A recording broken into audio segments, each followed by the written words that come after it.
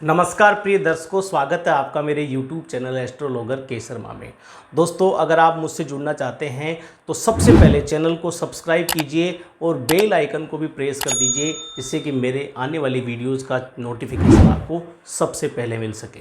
दोस्तों, जैसे कि मैं मेरे हर वीडियो के पहले आपको बताता हूं कि अगर आप ज्योतिष सीखना चाहते हैं या ज्योतिष को एक व्यवसाय या रुचि के आधार पर सीखकर समाज में एक अपनी अलग पहचान बनाना चाहते हैं, तो निश्चित रूप से ये YouTube चैनल आपके लिए बहुत उपयोगी सिद्ध हो सकता है, क्योंकि यहाँ पर आपको बेसिक से लेकर एडवांस तक के वीडियोज़ मिलने वाले हैं, जिनकी सहायता से आप किसी भी जन्म कुंडली का विश्लेषण कर सकेंगे। तो दोस्तों, फिर से कहूँगा कि चैनल को जल्दी से सब्सक्राइब कीजिए और अगर आपको वीडियो अच्छा लगे तो लाइक और कमेंट ज़रूर कीजिए, जिससे कि मुझे पता चल सके कि वीडियोज़ कैसे आपको लग रहे हैं।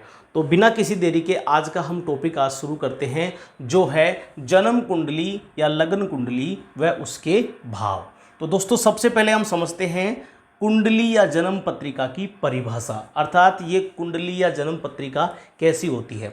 दोस्तों, जब भी आप अपनी जन्म पत्रिका देखते हैं तो वहाँ पर एक ऐसा आपको पिक्चर दिखाई देता है, जिसके ऊपर या तो जन्म कुंडली लिखा होता है या लग्न कुंडली भी लिखा होता है। तो ऐसा पिक्चर आपको दिखाई देता है, तो उस पर यह लिखा होता है। तो इसकी परिभाषा हम समझते हैं कि आखिर जन्म कुंडली या जन्म पत्रिका किसे कहते हैं।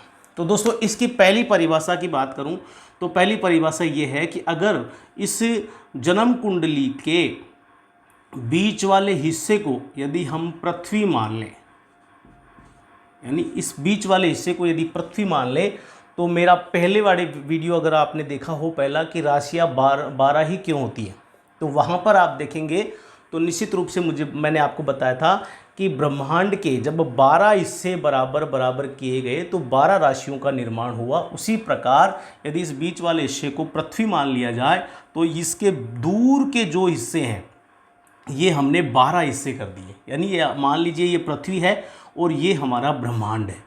इस ब्रह्मांड के हमने 12 हिस्से कर दिए तो ये 12 भाव बन गए। इसे 12 भाव भी कहते हैं और कई लोग इनको घर भी कहते हैं, हाउसेज भी कहते हैं। तो एक परिभाषा तो ये हो गई हमारी कि अगर कुंडली के बीच के हिस्से को पृथ्वी मानकर उसके 12 बराबर बराबर भाग कर दिए जाएं तो ये 12 भाव बन जाते हैं।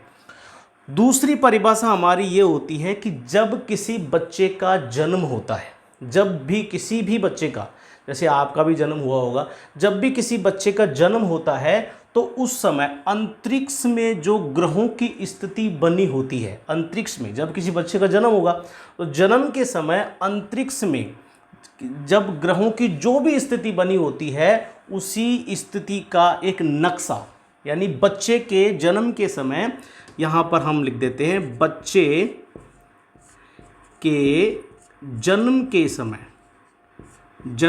समय अंतरिक्ष में ग्रहों की स्थिति, अंतरिक्ष में ग्रहों की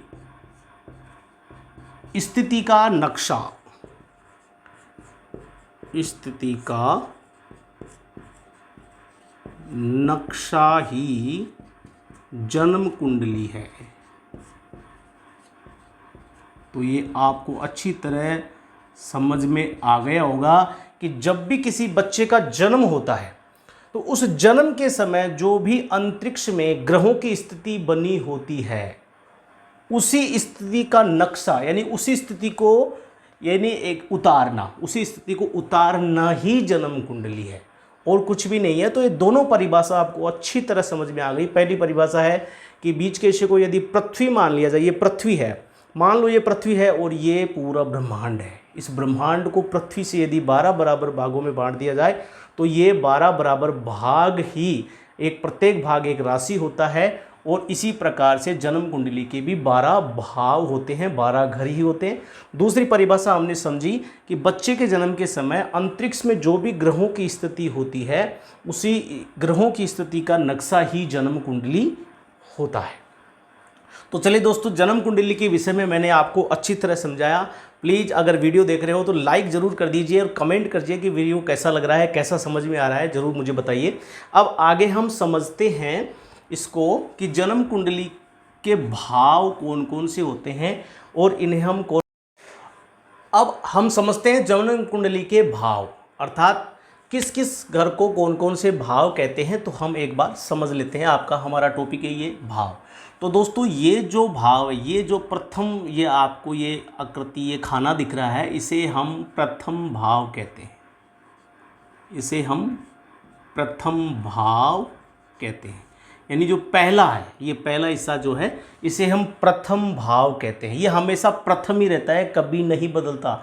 इसे आप हमेशा ही प्रथम भाव ही कहना, यानी ये प्रथम भाव कहलाता है। इसके अगले वाला ये हमारा द्वितीय भाव कहलाता है। ये हमारा हो गया द्वितीय भाव, ये हमेशा द्वितीय रहेगा। इसके आगे चलेंगे तो ये हो गया हमारा तृतीय भाव, ये तृतीय भाव हो गया। आगे हम चलेंगे तो ये हो गया चतुर्थ भाव। कई लोग दोस्तों इन्हें घर हाउस भी कहते हैं, लेकिन आप इन्हें भाव ही कहिए, भाव ज़्यादा शब्द अच्छा है। चतुर्थ भाव ये हो गया हमारा पंचम भाव, ये हमारा पंचम भाव है। ये हो गया हमारा षष्ठ भाव, ये हो गया षष्ठ भाव। आगे हमारा हो गया ये सप्तम भाव, ये हो गया हमारा सप्तम भाव। ये हो गया हमारा अष्टम भाव, ये हो गया हमारा अष्टम भाव। ये हो गया हमारा नवम भाव, ये हमारा हो गया नवम भाव। ये हो गया हमारा दसम भाव, ये हमारा दसम भाव हो गया। ये हो गया एकादश भाव, ये एकादश भाव हो गया। और ये हो गया द्वादश भाव, ये हमारा द्वादश भाव हो गया। एक बार देख लेते हैं। ये हमारा प्रथम भाव, ये द्वितीय भाव, ये तृतीय भाव, ये चतुर्थ भाव, ये पंचम भाव, ये षष्ठ भाव, ये सप्तम भाव, ये अष्टम भाव, ये नवम भाव, ये दसम भाव, ये एकादश भाव और ये द्वादश भाव। तो मैंने आज के वीडियो में, आज के टॉपिक में आपको बताया जन्म कुंडली या लगन कुंडली क्या होती है, जिसकी परिभाषा मैंने आपको बताई, और जन्म कुंडली के कौन भावों के नाम आपको बताए कि जन्म कुंडली के द्वादश यानी 12 भाव होते हैं, उनके बारे में मैंने आपको बताया कि कौन कौन सा भाव कौन कौन सा होता है। अर्थात जैसे यहाँ पर बात करें तो ये हमेशा ही चतुर्थ रहेगा, ये चतुर्थी रहेगा, ये पंचमी रहेगा, ये हमेशा सप्तम भाव ही रहेगा, ये दसम भाव ही रहेगा, ये एकादश भाव ही रहेगा। तो दोस्तों मुझे बताइए कि आज का वीडियो आपको कैसा लगा। आप निश्चित रूप से जाते जाते लाइक और कमेंट से ज़रूर कीजिए और अपने दोस्तों को ज़्यादा से ज़्यादा इस वीडियो को शेयर कर दीजिए, जिससे कि और भी लोगों